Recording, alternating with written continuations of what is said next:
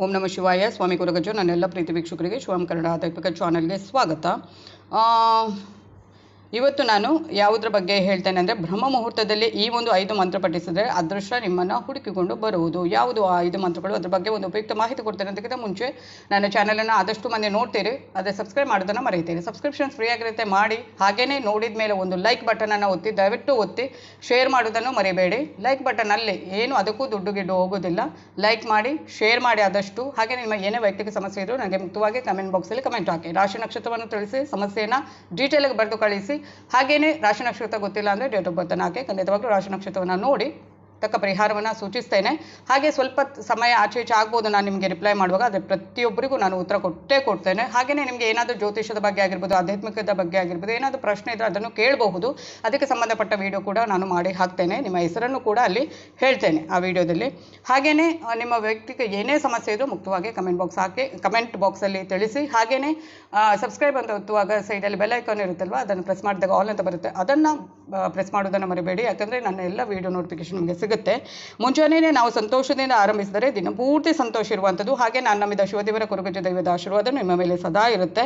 ಹಾಗೆಯೇ ಅದೇ ರೀತಿ ಮುಂಜಾನೆ ಅಥವಾ ಬ್ರಹ್ಮ ಮುಹೂರ್ತ ಅಂದರೆ ಬ್ರಾಹ್ಮಿ ಮುಹೂರ್ತದಲ್ಲಿ ನೀವು ಈ 5 ಮಂತ್ರಗಳನ್ನು ಪಠಿಸುವುದು ಸಂಪತ್ತು ಅದೃಷ್ಟವನ್ನು ತರುವಂಥದ್ದು. ಹಾಗೆ ಬ್ರಹ್ಮ ಮುಹೂರ್ತದಲ್ಲಿ ನಾವು ಯಾವ 5 ಮಂತ್ರಗಳನ್ನು ಪಠಿಸಿದರೆ ಒಳ್ಳೆಯದು. ಹಾಗೆಯೇ ನಿಮ್ಮ ಧ್ಯಾನಕ್ಕಾಗಿ ಮಂತ್ರಗಳನ್ನು ಪಠಿಸುವ ಮೂಲಕ ನಿಮ್ಮ ಬೆಳಗ್ಗೆ ಪ್ರಾರಂಭಿಸುವುದರಿಂದ ಹಲವಾರು ಪ್ರಯೋಜನಗಳಿರುವಂಥದ್ದು. ಅದು ನಿಮ್ಮ ಆರೋಗ್ಯಕ್ಕಾಗಿರ್ಬೋದು, ಆಧ್ಯಾತ್ಮಿಕ ಬೆಳವಣಿಗೆಗೆ ಆಗಿರ್ಬೋದು, ಅದೆಲ್ಲ ಸಹಾಯ ಮಾಡುವಂಥದ್ದು. ಈ ಮಂತ್ರಗಳು ನಿಮ್ಮ ಮನಸ್ಸನ್ನು ಮತ್ತು ಆಲೋಚನೆಯನ್ನು ನಿಯಂತ್ರಣದಲ್ಲಿ ಇಡುತ್ತದೆ. ಆಧ್ಯಾತ್ಮಿಕ ಮಾರ್ಗದಲ್ಲಿ ನಡೆಯಲು ಈ ಮಂತ್ರದ ಪಠಣವು ಹೆಚ್ಚು ಪ್ರಯೋಜನಕಾರಿ. ಕೇವಲ ಒಂದು ಮಂತ್ರ ಜನರ ಜೀವನದಲ್ಲಿ ಮಹತ್ತರವಾದ ಬದಲಾವಣೆಯನ್ನು ತರಬಹುದು. ಅವರು ಏನನ್ನಾದರೂ ರಚಿಸುವಲ್ಲಿ ಪರಿಣಾಮಕಾರಿ ಶಕ್ತಿ ಆಗಬಲ್ಲರು. ಆದರೆ ಅವು ಈ ರೀತಿಯ ಮೂಲದಿಂದ ಬಂದರೆ ಮಾತ್ರ ಅಲ್ಲಿ ಎಲ್ಲ ಧ್ವನಿಯ ಬಗ್ಗೆ ಸಂಪೂರ್ಣ ತಿಳುವಳಿಕೆ ಇರಬೇಕಾಗುತ್ತೆ. ನಾವು ಎಲ್ಲವೂ ಧ್ವನಿ ಅಂತ ಹೇಳಿದಾಗ ನಾವು ಸೃಷ್ಟಿಯ ಬಗ್ಗೆ ಮಾತನಾಡುತ್ತಿದ್ದೇವೆ ಎನ್ನಿಸುತ್ತದೆ.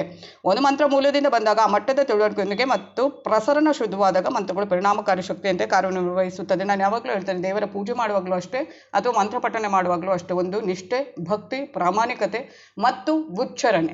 ಆ ಮಂತ್ರವನ್ನು ಪಠಿಸುವಾಗ ಆದಷ್ಟು ಅದನ್ನು ಸರಿಯಾಗಿ ಪಠಿಸಿದರೆ, ನಮ್ಮ ಏನೇ ಸಮಸ್ಯೆಯನ್ನು ನಾವು ಒಂದು ದೇವರಲ್ಲಿ ಇಟ್ಟಾಗ ಒಂದು ಮಂತ್ರ ಮತ್ತು ದೇವರ ಧ್ಯಾನ ಅದೆಲ್ಲ ನಾವು ಕರೆಕ್ಟಾಗಿ ಕಾನ್ಸಂಟ್ರೇಟ್ ಮಾಡಿ ಆದಷ್ಟು ಒಂದು ಶುದ್ಧ ಮನಸ್ಸಿನಿಂದ ಇದು ಮಾಡಿದರೆ ಖಂಡಿತವಾಗ್ಲೂ ಆ ಸಮಸ್ಯೆ ದೂರವಾಗುತ್ತೆ. ಹಾಗೆಯೇ ಬ್ರಹ್ಮ ಮುಹೂರ್ತದ ವೇಳೆಗೆ ಅಂದರೆ ಮುಂಚೆನೇ ಪೂರ್ಣ ಏಕಾಗ್ರತೆಯಿಂದ ಮಂತ್ರಗಳ ಜಪ ಮಾಡುವಂಥದ್ದು. ಹಾಗೆಯೇ ಅದು ಮಂತ್ರದ ಧ್ವನಿ ಕಂಪನ ಮೇಲೆ ಸಂಪೂರ್ಣವಾಗಿ ಗಮನ ಹರಿಸಬೇಕು. ಪ್ರತಿಯೊಂದು ಹೆಸರನ್ನು ಪ್ರತ್ಯೇಕವಾಗಿ ಉಚ್ಚರಿಸುತ್ತಾ ಕ್ರಮೇಣ ಜಪದಲ್ಲಿನ ವೇಗ ಸ್ವಾಭಾವಿಕವಾಗಿ ಹೆಚ್ಚಾಗುತ್ತದೆ.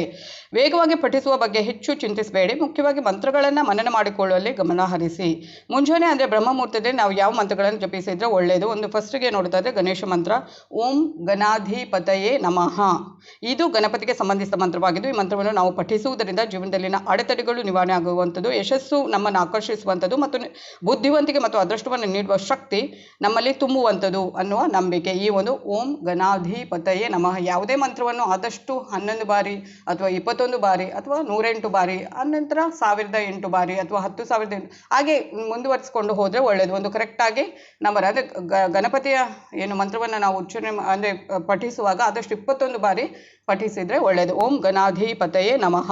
ಹಾಗೆಯೇ ಗಾಯತ್ರಿ ಮಂತ್ರ ಓಂ ಭೂರ್ ಭುವ ಸ್ವಾಹ. ಈ ಗಾಯತ್ರಿ ಮಂತ್ರವು ವೈದಿಕ ಪಠಣವಾಗಿದ್ದು ಸೂರ್ಯನ ಶಕ್ತಿಯನ್ನು ಆಕರ್ಷಿಸಲು ಪಠಿಸಲಾಗುತ್ತದೆ. ಈ ಮಂತ್ರದ ಪಠಣವು ನಿಮ್ಮ ಬುದ್ಧಿವಂತಿಕೆ ಆಗಿರ್ಬೋದು, ಸ್ಪಷ್ಟತೆ, ಆಧ್ಯಾತ್ಮಿಕ ಜ್ಞಾನೋದಯವನ್ನು ನೀಡುವಂಥದ್ದು. ಶಿವಮಂತ್ರ ಮಹಾಮೃತ್ಯುಂಜಯ ಮಂತ್ರವನ್ನು ಪಠಿಸುವುದು ನಿಮ್ಮ ಎಲ್ಲ ಪ್ರಯತ್ನಗಳಲ್ಲಿ ಶಾಂತಿ, ಧೈರ್ಯ, ಯಶಸ್ಸನ್ನು ನೀಡುವಂಥದ್ದು ಮತ್ತು ಈ ಮಂತ್ರದ ನಿಯತ ಪಠಣವು ನಿಮಗೆ ಉತ್ತಮ ಆರೋಗ್ಯದ ವರವನ್ನು ಕರುಣಿಸುವಂಥದ್ದು ಮತ್ತು ಆಯುಷ್ಯ ವೃದ್ಧಿಯಾಗುವಂಥದ್ದು.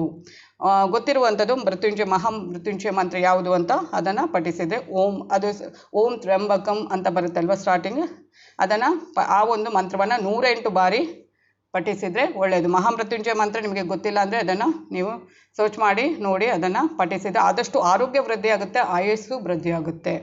ಹಾಗೆ ನೆಕ್ಸ್ಟ್ ನೋಡುವಂಥದ್ದು ಹನುಮಾನ್ ಮಂತ್ರ, ಶ್ರೀ ಹನುಮತೆ ನಮೋ ನಮಃ. ಈ ಪರಿಣಾಮಕಾರಿ ಹನುಮಾನ್ ಮಂತ್ರವನ್ನು ಪ್ರತಿದಿನ ಬೆಳಗ್ಗೆ ತಪ್ಪದೆ ಪಠಿಸುವ ಮೂಲಕ ಒಬ್ಬ ವ್ಯಕ್ತಿ ಧೈರ್ಯ, ಶಕ್ತಿ, ದುಷ್ಟ ಶಕ್ತಿಗಳಿಂದ ರಕ್ಷಣೆಯನ್ನು ಪಡೆದುಕೊಳ್ತಾನೆ. ಅದು ಹೌದು. ಹಾಗೆಯೇ ಮಹಾಲಕ್ಷ್ಮಿ ಮಂತ್ರ ಓಂ ಮಹಾಲಕ್ಷ್ಮಿ ನಮೋ ನಮಃ. ಈ ಲಕ್ಷ್ಮಿ ಮಂತ್ರದ ಪಠಣವು ನಿಮ್ಮ ಜೀವನದಲ್ಲಿ ಸಂಪತ್ತು, ಸಮೃದ್ಧಿ, ಅದೃಷ್ಟವನ್ನು ಸೆಳೆಯುವ ಸಾಮರ್ಥ್ಯವನ್ನು ಹೊಂದಿರುವಂಥದ್ದು. ಈ ಮಂತ್ರವು ನಿಮಗೆ ಹಣದ ಒಂದು ಸಮಸ್ಯೆ ಆಗದಂತೆ ಏನಾಗುತ್ತೆ ಕಾಪಾಡುತ್ತೆ. ಪ್ರತಿದಿನ ಮುಂಚಾನೆ ಅಥವಾ ಬ್ರಹ್ಮ ಮುಹೂರ್ತ ಅಂದರೆ ಬ್ರಾಹ್ಮಿ ಮುಹೂರ್ತದಲ್ಲಿ ನೀವು ಈ ಮೇಲಿನ 5 ಮಂತ್ರಗಳನ್ನು ಪಠಿಸ್ತಾ ಬಂದರೆ ನಿಯಮಿತವಾಗಿ ಜೀವನದಲ್ಲಿ ಸಂಪತ್ತು, ಸಮೃದ್ಧಿ ಮತ್ತು ಅದೃಷ್ಟದ ಆಶೀರ್ವಾದವನ್ನು ಖಂಡಿತವಾಗಿ ಪಡೆದುಕೊಳ್ತೀರಿ. ನಾನು ಹೇಳಿದೆ ಅಲ್ವಾ, ಈಗಾಗಲೇ ಭಕ್ತಿ ಪ್ರಾಮಾಣಿಕ ನಿಷ್ಠೆಯಿಂದ ಮಾಡಿ ಎಲ್ಲವೂ ಸರಿಯಾಗುತ್ತೆ. ಧನ್ಯವಾದಗಳು.